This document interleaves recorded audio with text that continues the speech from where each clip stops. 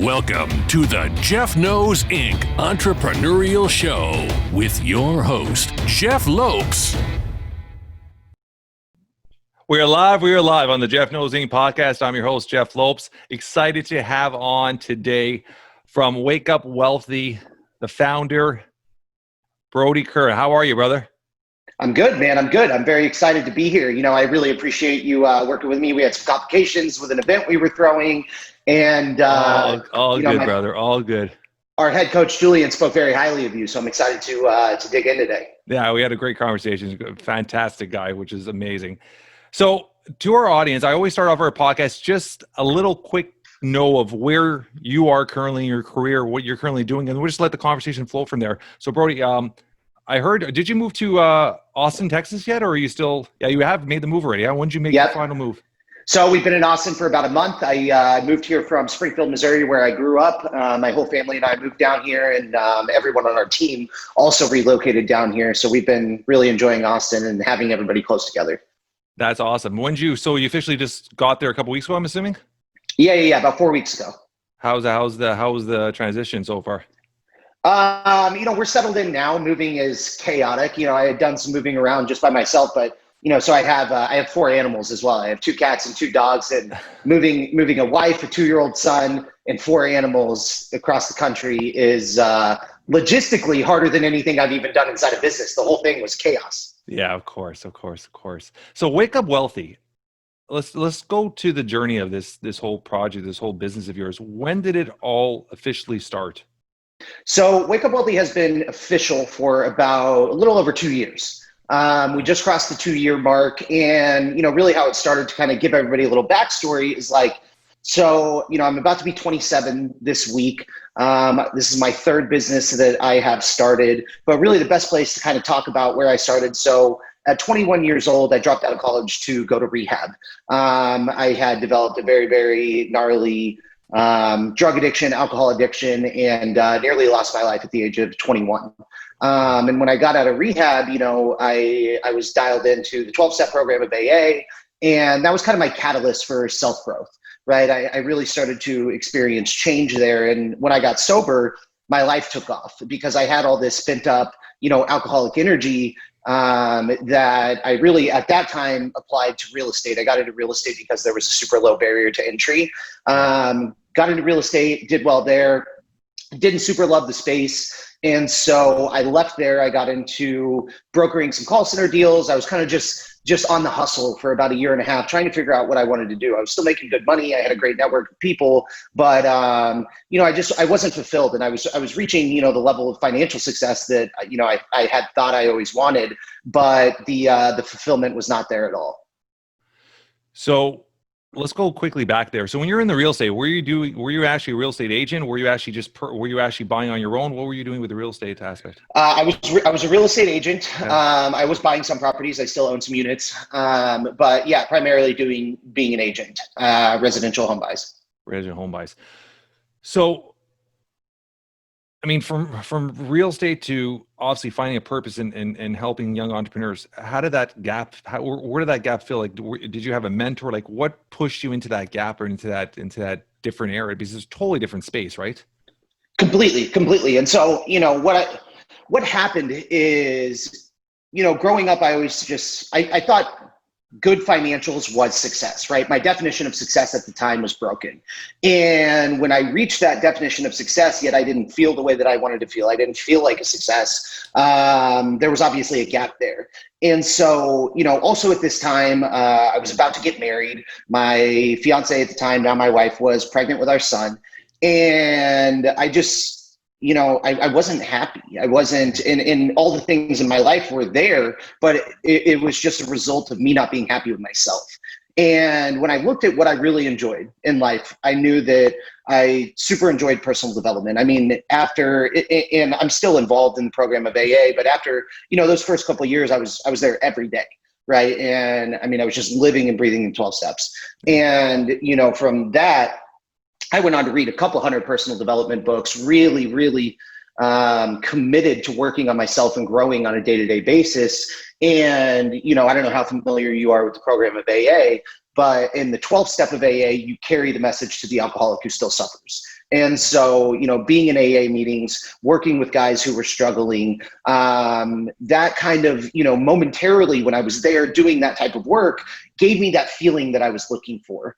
And, I said, okay, well, I like working with men. I really enjoy personal development. I really enjoy business. How do I bring these two areas together?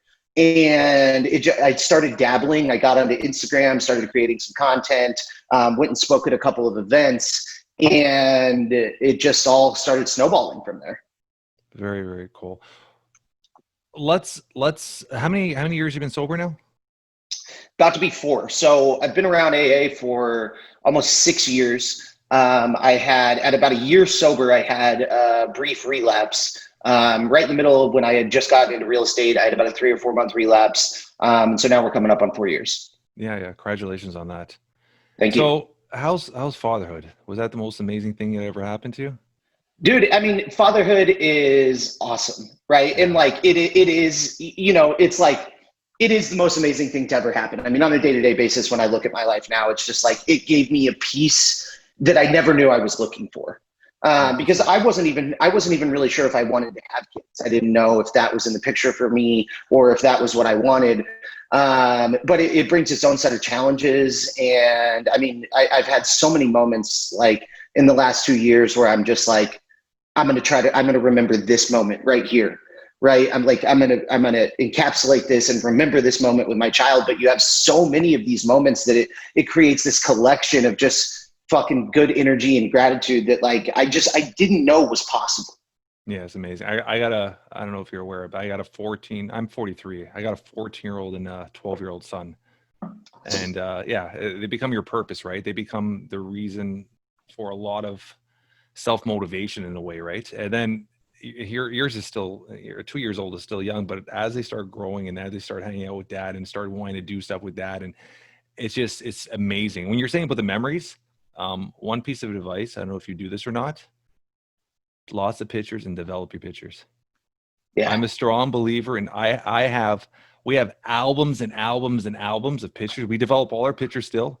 And it's crazy is I'll come up on a Sunday afternoon and our kids will be in one of the bedrooms on the floor going through old pictures of 4 or 5 years ago and laughing by themselves and remembering me. So it's a great way to keep the memories going and stuff like that, right? A lot of people put pictures on their phones and again, the phone breaks and all that memories are gone, right? So it's lots of photos, buddy. Photos and videos. It's great to sit back and look at those moments, those fun times with your kids. Yeah, that's really good advice. We do need to develop those. We've been banking them all away, but like you said, I mean, shit can happen. Yeah. So with Austin, so now, I mean, you guys were very lucky. When I was talking to Julian, your partner, or your head trainer there, is to actually have your team to move and actually relocate. And I run a couple companies, and logistically, it would sound almost impossible to be able to do that. So how was that conversation when you said, how many staff members do you guys have currently? So currently we have, let's see, we just hired 2, almost 10. And now how many made the move down with you? 6. So, well, actually we have 5 guys here in Austin, and then our entire sales team, they all live in Vegas. And we can leave them there, but they're all in this little house together. We have 3 guys in Vegas who just close all our deals at their house there. And so they got a really good thing there, and getting everybody centralized here is awesome. So with everything going on, so a big part of, when I was talking to Julian, a big part of Wake Up Wealthy is actual in-person events. Obviously, life has changed with all the crap that's happened in this world in the last 6-7 months with COVID. You guys just ran an event recently. That was last week? Last weekend, yes. Was that your first event since all this happened, or you guys have been still trying to run events? That's our 3rd one this year. Oh, it is already. Okay. Yep. So that's our 3rd one this year. In this event, we're able to make it all happen because our core event, the experience that really encapsulates what Wake Up Wealthy is an experience called Evolve.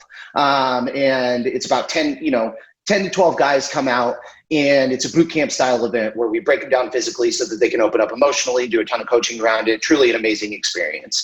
And we've done 3 of those this year, and we've been very lucky to be able to do so. The first one that we threw was actually it was crazy because it was in March, and so we did 2 of them at a ranch in northern Idaho, and then we just did this 3rd one down here in Texas where we will continue to do them.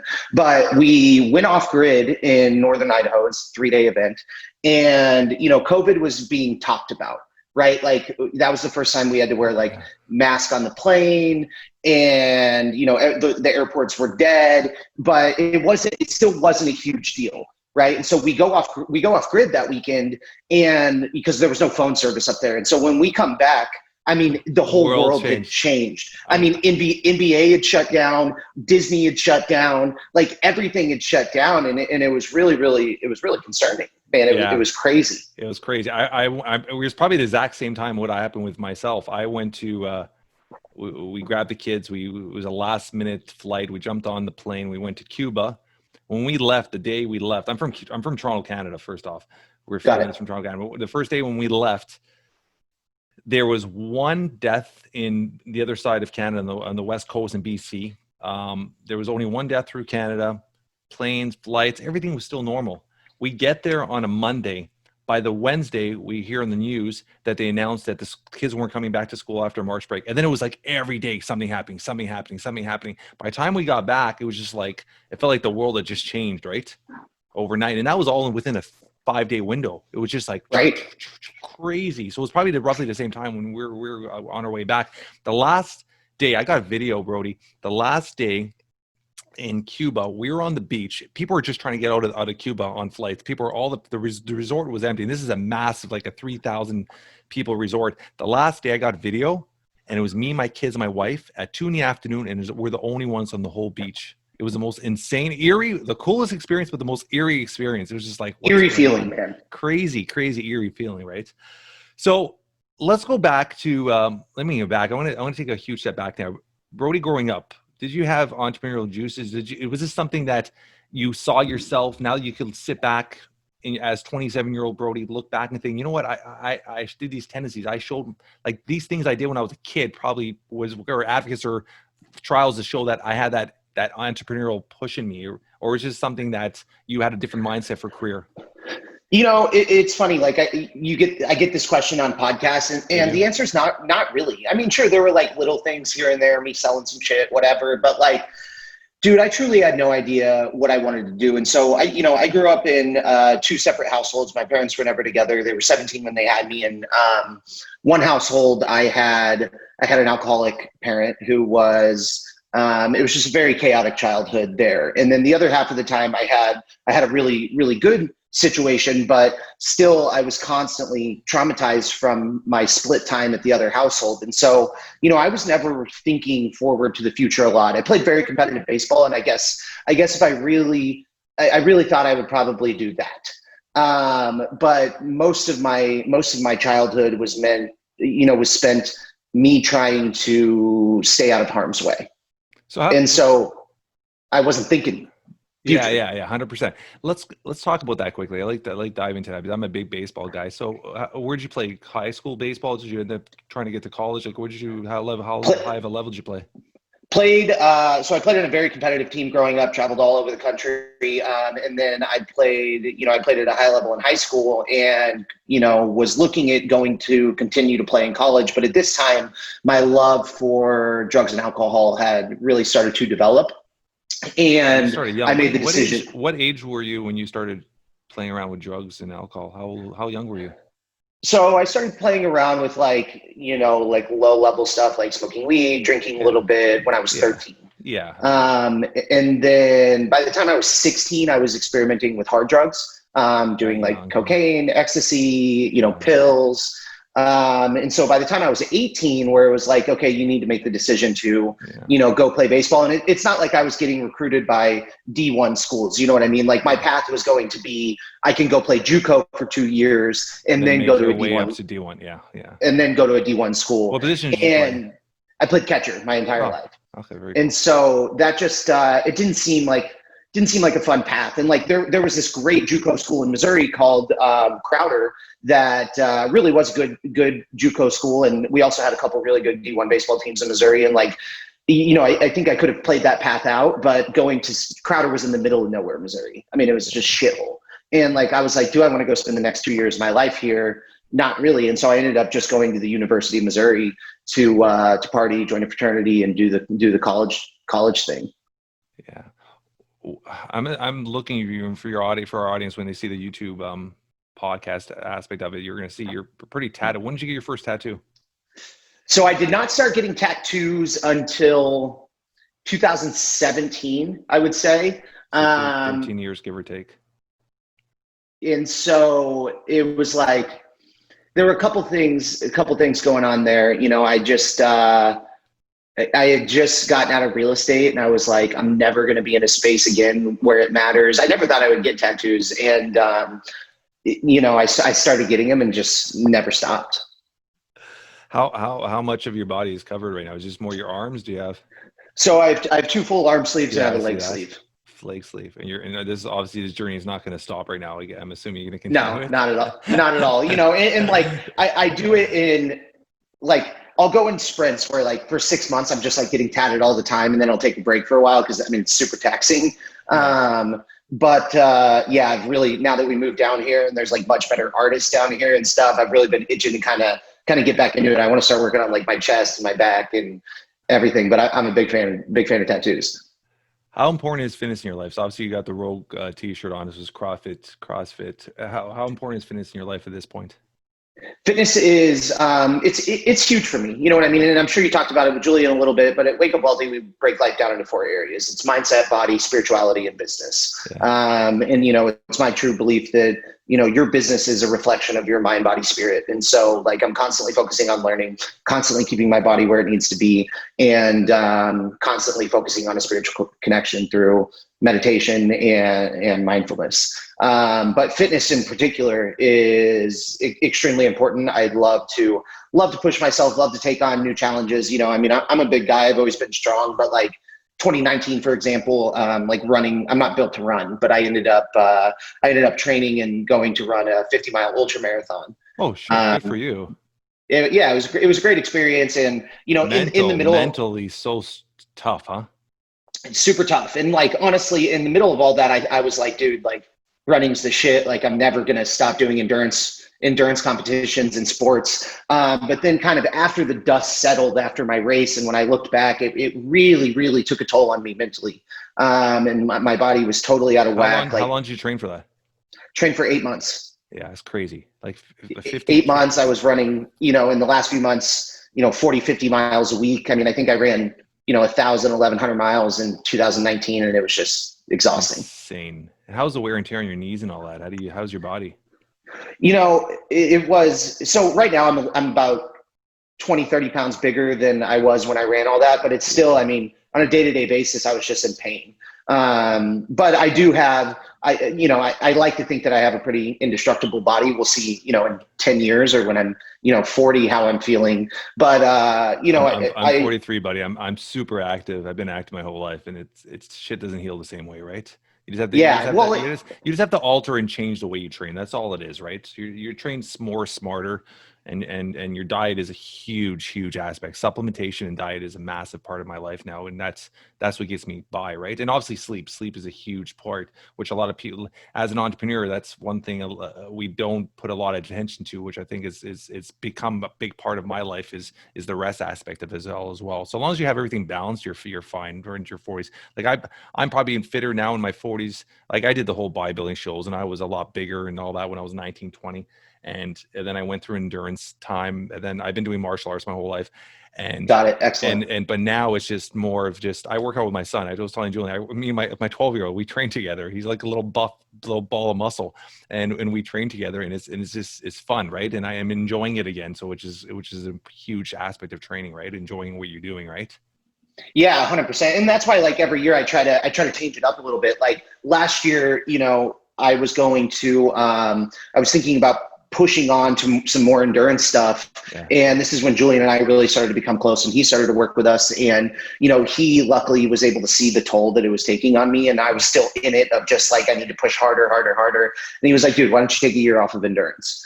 And he pushed me into jujitsu, which has been, so I've been doing that since December. And I mean, it's been amazing. I'll do jujitsu for the rest of my life. That's very cool. So, that's something I did for quite a few years myself. One thing why I actually stopped BJJ was I was getting so many little injuries. Like my toes were all messed up. My fingers were all messed up. You're getting your knee on bellies and your ribs are messed up for 2-3 days. Like how's your body react with all that? Have you got any injuries from it? I haven't gotten any injuries from it. That's a good thing. Overall I've done pretty well. And the last few months with the move and like where our company's been at and with COVID, between December and March, I was going 5-6 times a week. Oh, so you're really going pretty hardcore. I was going, well, everything I do, I go super hard.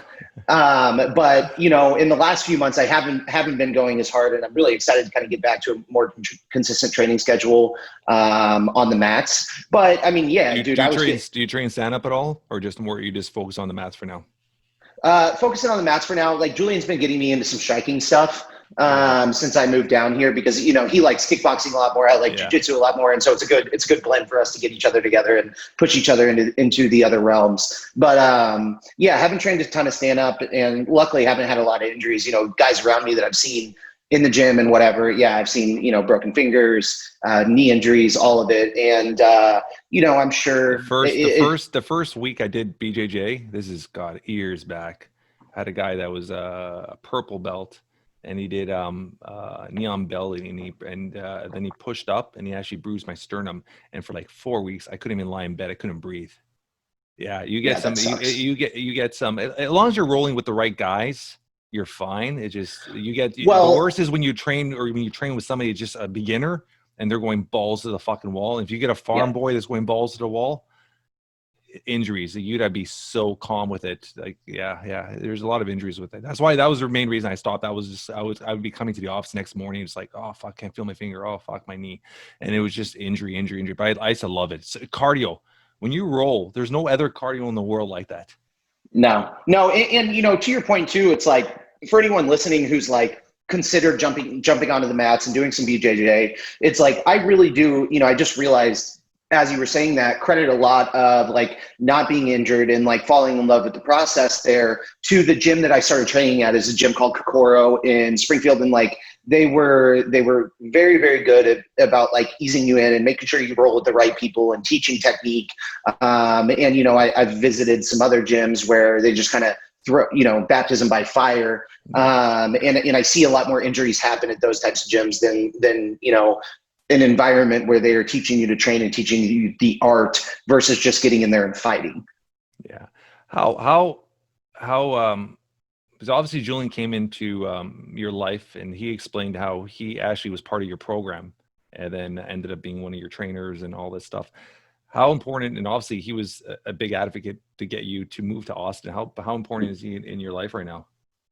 I mean, that's a great question. Like Julian is our business couldn't run without him, and my life couldn't run without him, And so like when Julian and I decided to come together, there was a real dark period at Wake Up Wealthy. Like when I started Wake Up Wealthy, things took off quickly. We were doing really well. There was a lot of buzz. We were having a lot of clients. And then what happened is I had a business partner at that time who we ended up splitting. And just because, how business relationships go, like, 100%. We went our separate ways, and I was really left kind of lost after that. And Julian had been around for a couple months and saw a lot of the potential that was there. But whenever I lost myself, the business started to decline. And Julian was such a key role in getting me back to where I needed to be. And then once my head was back where it needed to be, the business obviously took off again. And so in that early stage of just him getting my head on straight and holding space for me on a day-to-day basis, and then obviously when he started to work with us, all the value that he brought to our clients and to our program and what we've built together. I mean, dude, he's my best friend, I have a truly special relationship with Julian. Yeah. It's very, very rare to find something like that. Like I've had numerous companies I've built and sold in 24 years of being an entrepreneur. And there's been a few times where I've brought in partners and they've never worked. I've had bad experiences with them, and it's been not the guys themselves, because a couple of them till this day we're actually really close friends. It was either their outside, their family, or their wives, or something like that. I'm very lucky. I've been married. Yesterday was actually our 17th wedding anniversary. Congratulations. That's awesome. Thank you, brother. And my wife does not get involved in my businesses. She's just so laid back, so relaxed. She's like, just do what you have. She has a trust in me. And she's all, I mean, since I've known her for 17 years, married, we were dating for about 7. So she has that trust in me.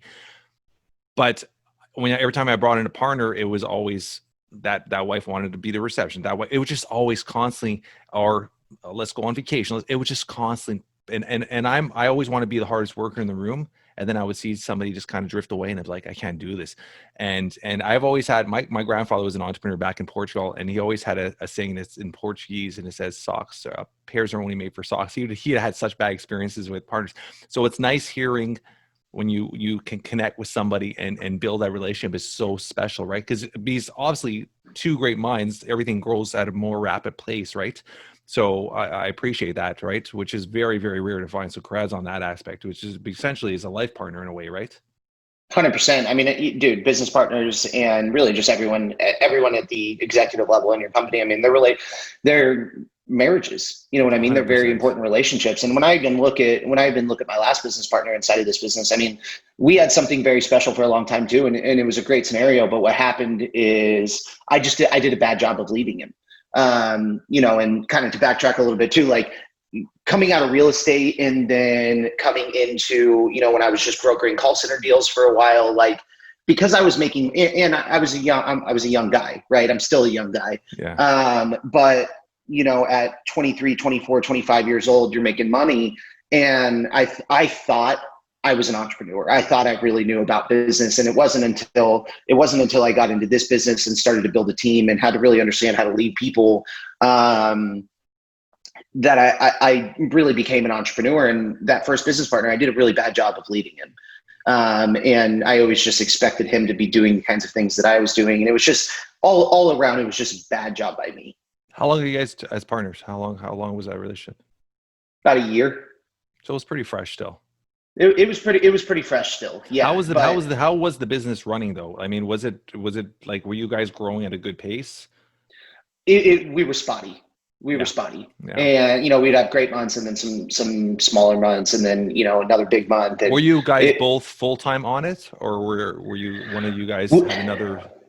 We were full-time. We were both full-time on it, but the problem was we had different philosophies at the time around how we wanted to run the business and what was going to create scale. And, you know, this is why I always go back to, it was just my fault too, because like, I just didn't know how to scale this business, right? I didn't know what I thought I knew about business. And having to really that guy, that business partner, he's an asset that I wish I had now. I would kill for him to be back at the company under my leadership the way that it currently is. Yeah. But you know, you learn, dude. Like I had to learn that. You know what? I'm not a very religious person, Brodie, but I do believe in karma. Everything happens for a reason, and I do have a strong belief in everyone has a purpose in your life. And whether we have this conversation always with people, whether somebody's in your life for a month, a year, 10 years, when it's time for them to go out of your life, you just have to embrace it and just let it be and take the positive, what you learn from it, right? Everything's a learning experience. And so just I'm a strong believer that this all happened to you for Julian to come into your path, right? So it all happens for a reason, and you probably grew a ton from it. And like you said, now you go back and you wish, but that wouldn't, if you didn't go through that, you wouldn't have probably been where you are right now, right? No, absolutely. It never would have happened. And like you said, Julian never would have come into the picture. And like that was such a necessary component for making Wake Up Wealthy what it is today. And like, yeah, it had to happen. Things unfold exactly as they should. 100%. So Wake Up Wealthy. I love, like when I heard when Julian was telling me what you guys do and take guys to camps and all this is, I talked to Julian. I'm actually in the process of building a small and this might be something we work together later on. I'm in the process of building a small little place up in Muskokas. It's the northern parts of Ontario, where we are, Toronto, Canada, and it's like wildlife. It's absolutely beautiful. I'm building 5 cabins. I'm building this whole little area, which I want to eventually do like retreats as well out of there. So it's kind of like what you guys do. So I love the whole aspect of how you guys just take somebody out in the wild and just break them down and rebuild them and all that. Where did that all start in your mind? How did you is this something that you kind of got mentored off somebody else? Where did that process of learning and developing that program come in your head? Because it's such an amazing thing for somebody to go through, right? It is. And, and it was a result of a few different things. Like I had a mentor in my life who had done a similar type of event. He actually owned the ranch that we first did the event at in Northern Idaho. Very cool. And so, he really he was leaning on me for like a year. He was like, dude, you got to do this type of event. You got to do this type of event. There's nothing like it. And, also as a result of just all the incredible physical challenge that I've put myself through, I am a guy who has really been born out of struggle and a lot of self-induced pain too. You know what I mean? For a 27-year-old, I've been through a lot and learned so much from those experiences. It's really hardened me as a man, as an entrepreneur, and made me a better leader. And trying to take individuals through a similar process was definitely an inspiration for all of that. Yeah, very cool. Where do you see Wake Up Wealthy? Say 2 years, 5 years from now, where do you see this company going? So it's a great question, right? It's a question I'm asking myself on a daily basis. I mean, at a minimum, we want to, continue to bring guys through the brotherhood, through our events, through our business programs, and really develop better men. I mean, if the simple answer is I want to develop better men, one guy at a time for as long as I can, because of what that does for families, what that does for businesses, what that does for the opportunity that it creates in the marketplace. Like, I truly, truly just love what we do.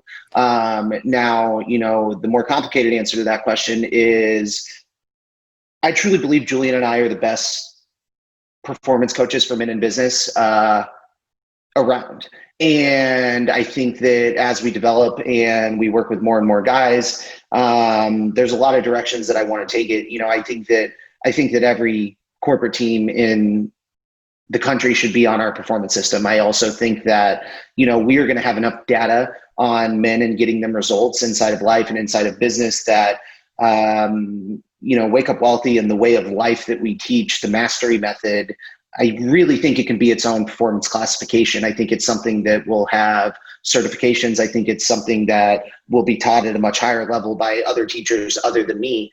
And, creating that and separating the performance system itself from me and from Julian. Are you guys looking at, I apologize for stepping in, are you guys looking at building almost like a coaching program in a way where you're actually developing other coaches to franchise this? Other place, or just something where you guys always want to have your head office? Yeah. Well, so we'll always have our head office, but I can't carry this message by myself to as many people that need it. And so I think I will have to develop more trainers and help individuals create a business on their own using our blueprint. And I think that that's something that we will get into sooner than later. That's awesome. I always ask all our guests a few questions. One is, Brodie, if you were to pass today, in a few words, how would you want to be remembered? Wow, that's so tough to encapsulate, right? But really, I would want to be remembered exactly as I am. You know what I mean? I say this: if I died today, I'm pretty happy with what I've done. I want to be remembered as a present father, a present husband, and someone who has held space and led transformation for other fathers and business owners. I think that's enough for me. Yeah, that's awesome. Now, I always ask also, superpower. If you had one superpower, what would it be?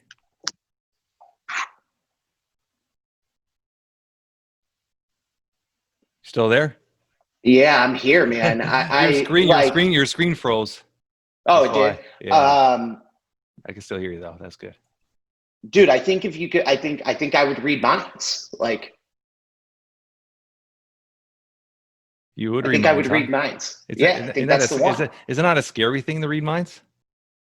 Well, hopefully you could turn it off.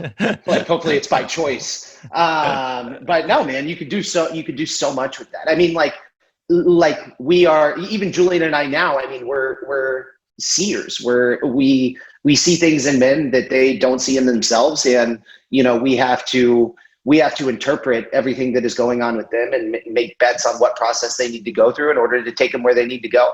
And if I could read minds, my life would be a lot easier, and I would have a lot easier transformations to create. Yeah, that's awesome. How long have you been married now for? 2 years. How was the transition for your wife to move to Austin? She must be supportive that she's doing the move. Yeah, she's very supportive. My wife is, you know, I would describe her exactly the way that you described yours. I mean, my wife doesn't get involved in the business, and she has had, I mean, the same delusional certainty in me that I have had myself throughout the entire process. There's been plenty of red flags for us and myself as an entrepreneur, but, you know, that level of certainty that I've had myself has bled into her, and she's been incredibly supportive. So, you know, she's always just been down for whatever I thought. Yeah, that's awesome. We are going to put on all the show notes, how to get a hold of Brodie and all that stuff like that, and Wake Up Wealthy. Is there anything you'd like to give the audience, a little lesson or anything like that? Dude, really, I like to leave people with the fact that, like, we're there if you need it, and not at a coach, not at a provider level. Like it's simply just, if you're going through something and you need someone to hold space, like, I'm available. My team's available. If you're struggling with addiction, like, I will drop everything I'm doing to get someone where they need to be. Like, this thing isn't all about money, right? Like, I have found plenty of ways to make money, and what I truly believe in is helping individuals through what they're going through, right? Because being a human isn't fucking easy. It's super hard just to be alive. And I've been to the deepest, darkest parts of myself, and I know exactly what it's like. And there are tons of people listening to this who are feeling that or have felt that. And there's an open ear and a helping hand with Wake Up Wealthy. That is awesome, brother. Thank you very much. It's been an absolute pleasure having you on. Just hold on one second. I want to do one quick thing with you, but thank you very much, brother. Absolutely. Thanks for having me, man. Thank you, brother.